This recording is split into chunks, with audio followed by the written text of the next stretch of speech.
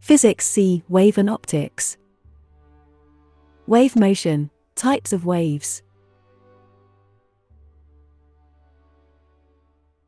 Differentiating between types of waves, waves can be categorized into two main types, transverse waves and longitudinal waves.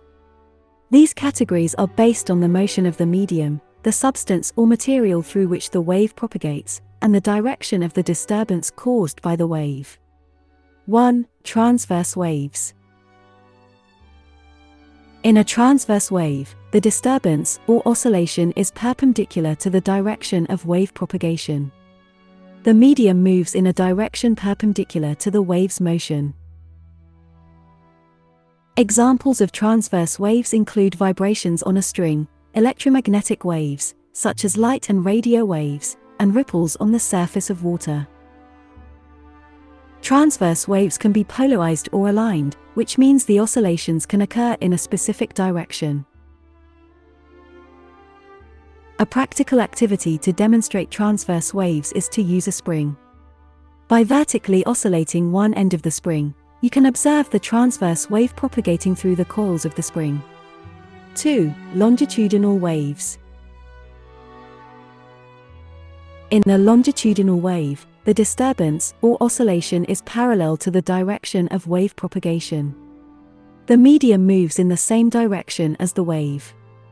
Examples of longitudinal waves include sound waves and P-type earthquake waves. Longitudinal waves cannot be polarized or aligned since their oscillations occur in the same direction as the wave's motion. A practical activity to demonstrate longitudinal waves is to use a ripple tank. By creating disturbances in the water surface, such as tapping it with a finger or a vibrating object, you can observe the longitudinal waves propagating as compressions and rarefactions in the water medium. Diagrams representing transverse and longitudinal waves. 1. Transverse wave diagram. A transverse wave is represented by a wave that has oscillations perpendicular to the direction of propagation. The crest represents the highest point of the wave, while the trough represents the lowest point. The distance between two consecutive crests or troughs is called the wavelength, lambda. The amplitude, A, represents the maximum displacement of a particle from its equilibrium position. The diagram would show a wave with crests and troughs that are perpendicular to the direction of wave propagation. 2. Longitudinal wave diagram. A longitudinal wave is represented by a wave that has oscillations parallel to the direction of propagation. The compressions represent the regions of higher particle density, where particles are closer together. The rarefactions represent the regions of lower particle density, where particles are spread apart. The distance between two consecutive compressions or rarefactions is called the wavelength, lambda. The amplitude, A, represents the maximum displacement of a particle from its equilibrium position. The diagram would show a series of compressions and rarefactions along the direction of wave propagation. Wave parameters.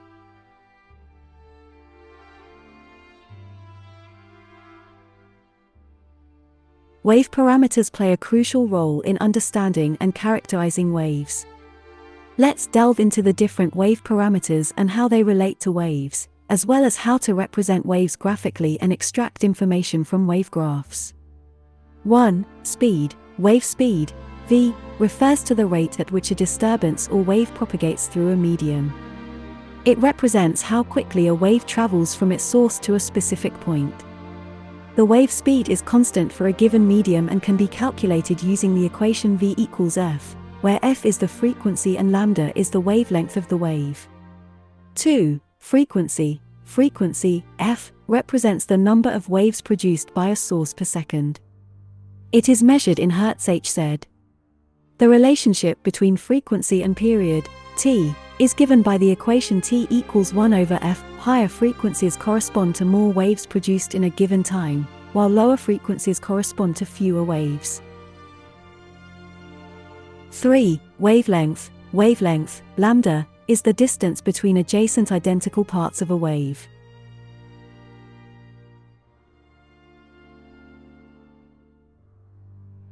Measured parallel to the direction of propagation. It can be measured from peak to peak or trough to trough.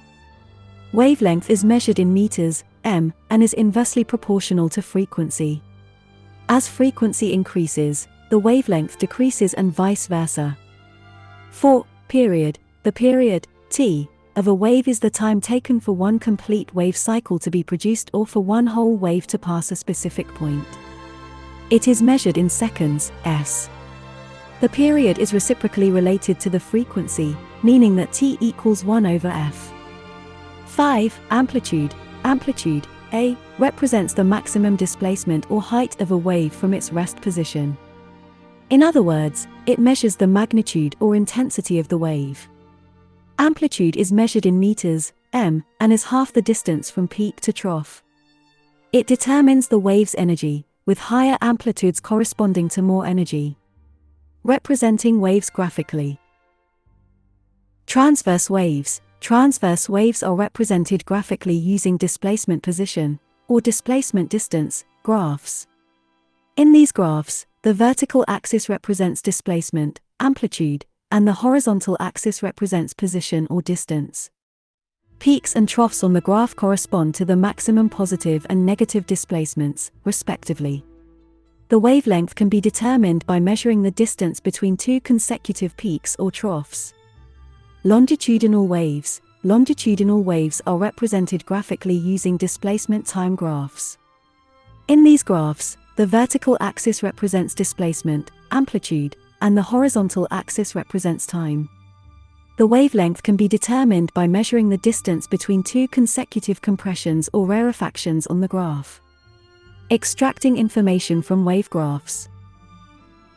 Frequency. To determine the frequency of a wave from a graph, count the number of complete wave cycles, peaks or troughs, that occur within a given time interval and then calculate the frequency using the formula f equals 1t, where t is the time period corresponding to the interval. Wavelength. To extract the wavelength from a graph, measure the distance between two consecutive peaks or troughs, for transverse waves, or between two consecutive compressions or rarefactions, for longitudinal waves, on the graph. Amplitude. The amplitude of a wave can be determined directly from the graph by measuring the maximum displacement from the rest position, the height of the wave.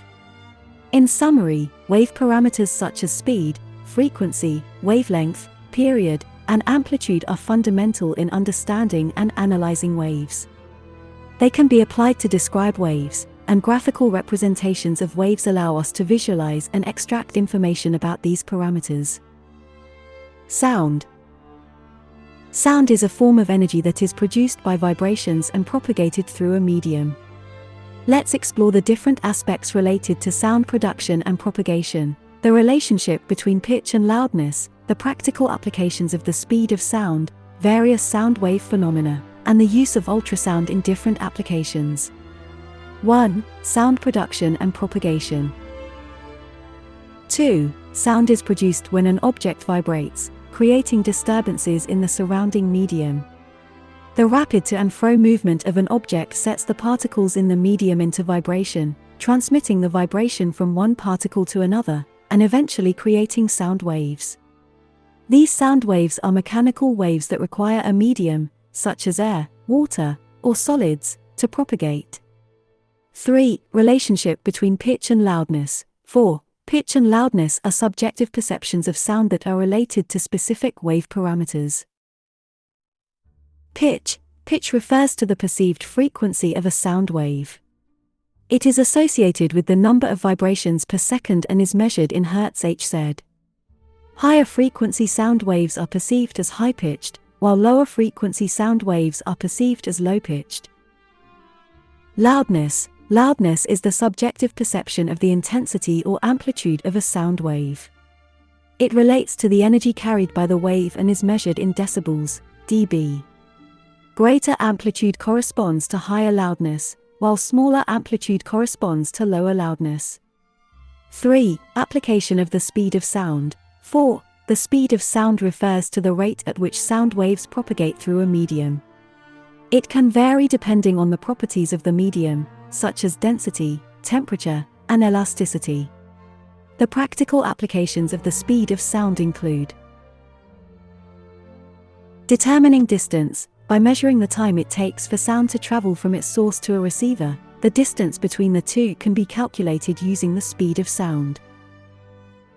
Sonar systems. Sonar technology uses the speed of sound in water to determine the depth and location of underwater objects, as well as for navigation purposes. Acoustic measurements. The speed of sound is used in various acoustic measurements and calculations, such as determining the speed of vehicles by measuring the Doppler shift in sound waves. 4. Sound wave phenomena. 5. Sound waves can exhibit several phenomena, including reflection, refraction, diffraction, and interference. Reflection. When sound waves encounter a boundary or obstacle, they can bounce back, resulting in reflection. This phenomenon allows us to hear echoes and is utilized in architectural acoustics to design spaces with desired sound qualities. Refraction. Sound waves can change direction and speed when they pass through different mediums. This bending of the path is known as refraction. Refraction of sound waves can be observed when sound travels through mediums with varying properties. Diffraction. Sound waves can bend around obstacles or pass through small openings, leading to the phenomenon of diffraction. This allows sound to be heard even when the source is not directly visible, such as when we hear someone's voice from another room. Interference. When two or more sound waves interact, they can combine constructively or destructively, resulting in interference. Constructive interference leads to an increase in amplitude, resulting in a louder sound. Destructive interference can lead to the cancellation of sound waves, resulting in reduced or no sound at certain points. 5. Use of ultrasound in various applications. 6. Ultrasound refers to sound waves with frequencies above the upper limit of human hearing, typically above 20,000 Hz. Ultrasound has found various applications in different fields, including medical imaging. Ultrasound imaging, also known as sonography, is widely used in medicine to visualize internal body structures. It helps in diagnosing conditions and monitoring fetal development during pregnancy. Therapy. Ultrasound waves can be focused on specific tissues to generate heat or cause mechanical vibrations, which can be used for therapeutic purposes, such as deep tissue heating, breaking up kidney stones, and promoting tissue healing. Industrial applications. Ultrasound is used in various industries for cleaning delicate objects, measuring distances, detecting flaws in materials, and even in processes like ultrasonic welding and cutting. In conclusion, sound is produced by vibrating objects and propagated through a medium. Pitch and loudness are related to wave parameters such as frequency and amplitude. The speed of sound is relevant to practical applications, including distance measurements, sonar systems, and acoustic calculations. Sound waves exhibit phenomena like reflection, refraction, diffraction, and interference. Ultrasound finds applications in medical imaging, therapy, and industrial processes. Electromagnetic waves. Electromagnetic waves have various properties that define their nature and behavior. Based on the provided web search results, here are the properties of electromagnetic waves. 1. Transverse nature. Electromagnetic waves are transverse waves. 1, 5, 6. This means that their vibrations or oscillations occur perpendicular to the direction of wave propagation. The oscillations involve changes in both the electric and magnetic fields. 2. Propagation. Electromagnetic waves propagate by varying electric and magnetic fields. These fields are perpendicular to each other and to the direction of wave travel. 5. As a result, the wave energy is transferred from one point to another without the need for a physical medium. This allows electromagnetic waves to travel through empty space, including a vacuum. 7. Now, let's move on to differentiating between types of electromagnetic waves based on their wavelengths.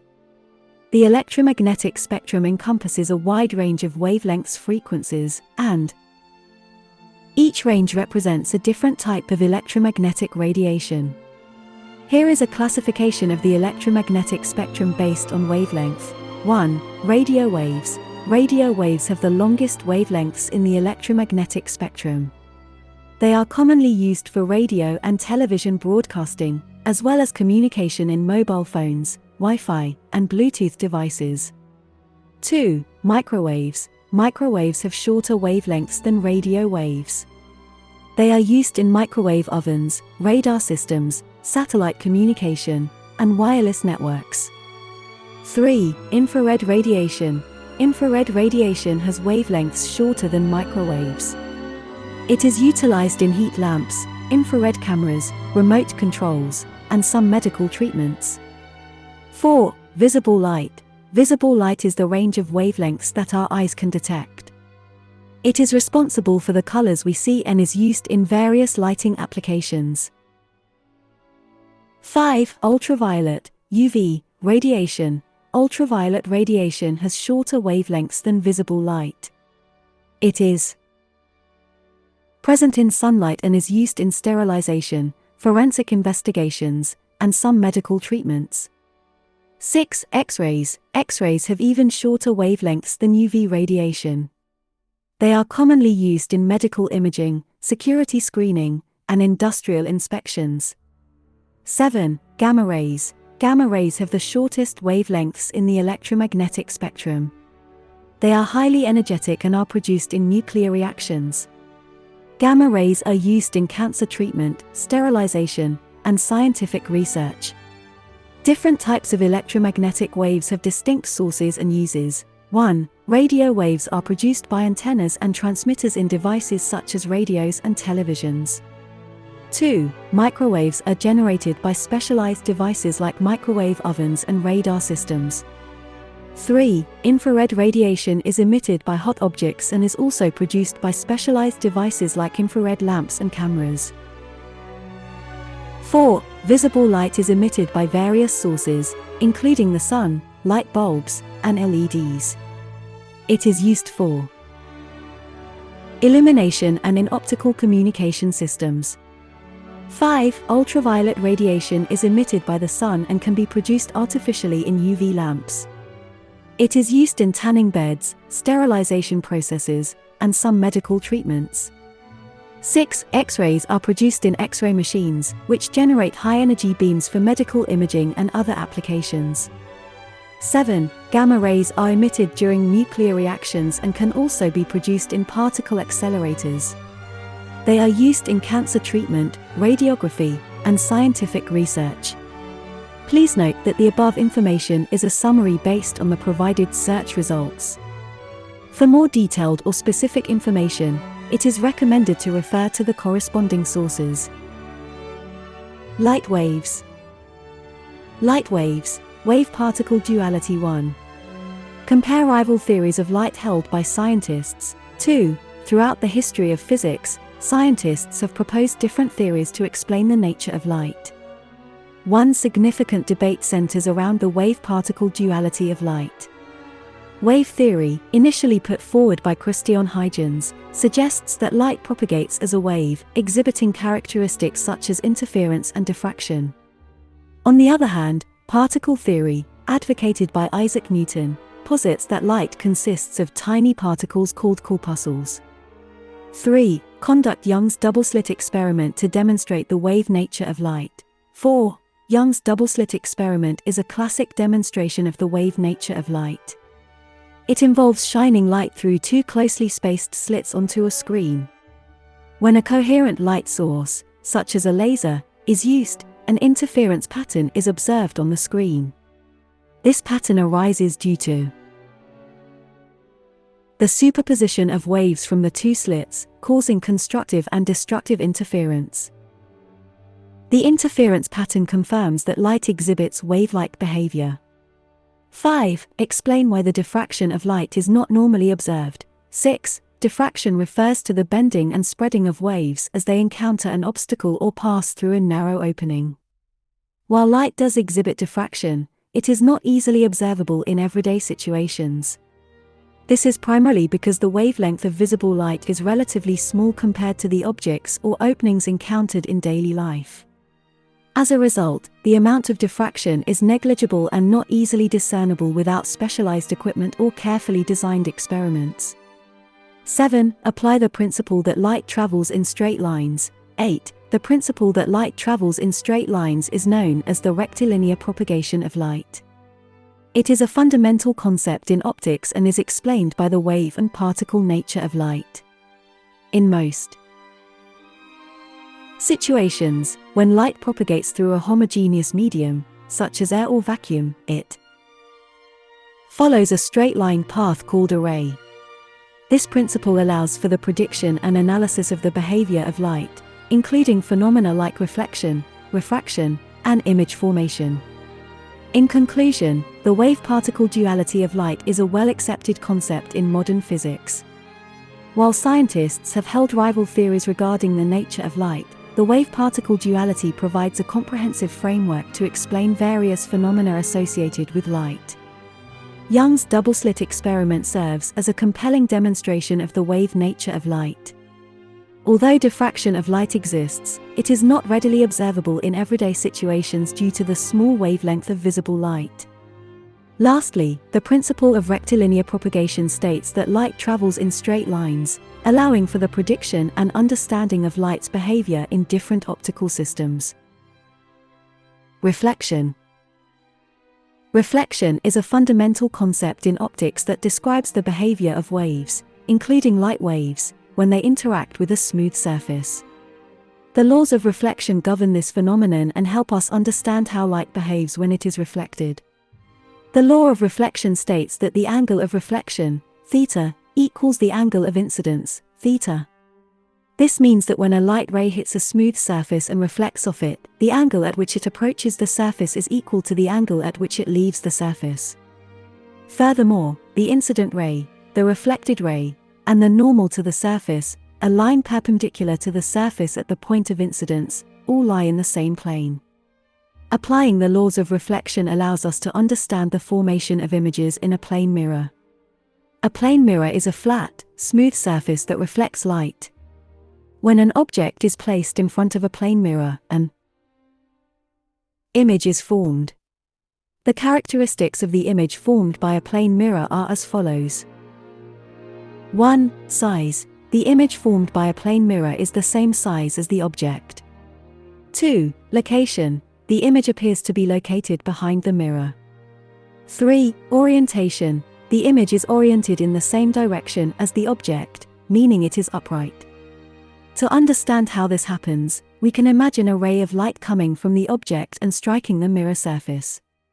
According to the law of reflection, the angle of incidence is equal to the angle of reflection. This reflected ray then reaches our eyes, creating the perception of an image. Since light travels in straight lines, our eyes trace back the path of the reflected rays and perceive the virtual image behind the mirror. Due to the symmetry of the reflection process, the image appears to be the same size and orientation as the object, but located behind the mirror surface. In summary, the laws of reflection govern the behavior of light waves when they interact with smooth surfaces. The angle of incidence is equal to the angle of reflection, and the incident ray, reflected ray, and normal all lie in the same plane. In the case of a plane mirror, these laws result in the formation of an image that is the same size as the object, located behind the mirror, and oriented in the same direction as the object. Refraction. Refraction of light is a phenomenon that occurs when light travels from one medium to another, causing the light to change direction. Here are the answers to your questions based on the provided web search results. Examples of observations indicating the refraction of light. 1. Mirage and looming. These are optical illusions resulting from the refraction of light. For example, a swimming pool always appears shallower than it actually is because the light coming from the bottom of the pool bends at the surface due to refraction of light. 2. Apparent depth in a jar of water. When looking into a jar filled with water, the depth appears reduced due to refraction of light at the water-air interface. 3. Rainbow. a rainbow is formed due to the combined effects of refraction, diffraction, and reflection of light. Refraction plays a significant role in splitting white sunlight into its constituent colors and creating the rainbow. The concept of critical angle and total internal reflection.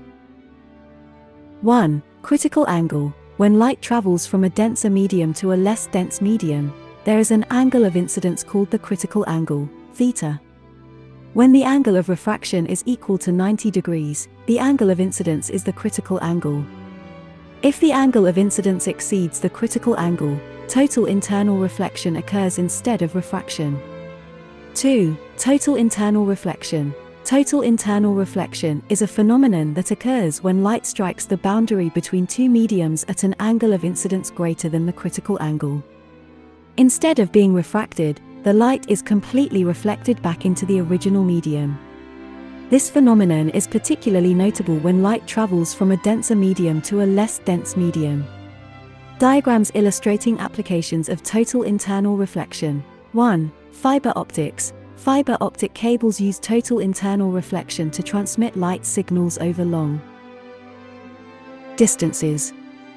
The core of the cable, made of a material with a higher refractive index, reflects the light internally as it travels down the cable, minimizing signal loss. 2. Prisms. Prisms are optical devices that utilize total internal reflection to redirect light. When light enters a prism at an angle greater than the critical angle, it undergoes multiple internal reflections and emerges from the prism at a different direction. Lenses. Converging and diverging lenses have distinct effects on a beam of parallel rays. In the case of a converging lens, such as a convex lens, the light rays that enter the lens parallel to its principal axis converge and meet at a point known as the principal focus. This convergence occurs because the lens is thicker in the middle than at the edges, causing the parallel rays to bend inward towards the focal point. The closer the rays are to the lens, the stronger its effect on them, making it a more powerful lens. On the other hand, a diverging lens, such as a concave lens, causes parallel rays to spread out or diverge. These rays appear to come from a point behind the lens, known as the virtual focal point. Unlike a converging lens, a diverging lens is thinner in the middle and thicker at the edges, causing the rays to refract away from the principal axis and create a virtual image that cannot be projected onto a screen. Now let's define the terms related to lenses. 1. Principal axis. The principal axis is an imaginary line passing through the center of a lens, perpendicular to its surfaces. It serves as a reference line for analyzing the behavior of light rays passing through the lens. 2. Principal focus. The principal focus is the point on the principal axis where parallel rays of light converge, for a converging lens, or appear to diverge, for a diverging lens. It is the focal point of the lens. 3. Focal length. The focal length is the distance between the center of the lens and the principal focus. It is denoted by the symbol f and is a measure of the lens's ability to converge or diverge light rays. For a converging lens, the focal length is positive, whereas for a diverging lens, the focal length is negative. 4. Focal plane. The focal plane is a plane perpendicular to the principal axis that passes through the principal focus. It is the plane where a sharply focused image is formed by a lens. 5. Magnification. Magnification is a measure of how much larger or smaller an image is compared to the object. It is represented by the symbol m and is calculated as the ratio of the image size to the object size.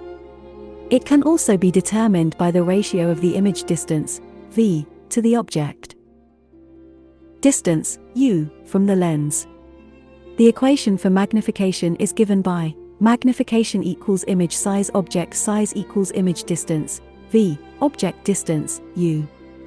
Real and virtual images. Real image. A real image is formed when light rays converge and actually intersect. It can be projected onto a screen and is formed on the opposite side of the lens compared to the object. A converging lens can produce a real image under certain conditions. Virtual image. A virtual image is formed when light rays only appear to intersect, but they do not actually converge. It cannot be projected onto a screen and is formed on the same side of the lens as the object. A diverging lens can only produce virtual images. To determine the focal length of a converging lens, the lens formula can be used: 1f equals 1u plus 1v, where f is the focal length, u is the object distance, distance between the object and the lens, and v is the image distance, distance between the image and the lens. A scale diagram can also be employed to visually represent the distances involved and aid in calculations.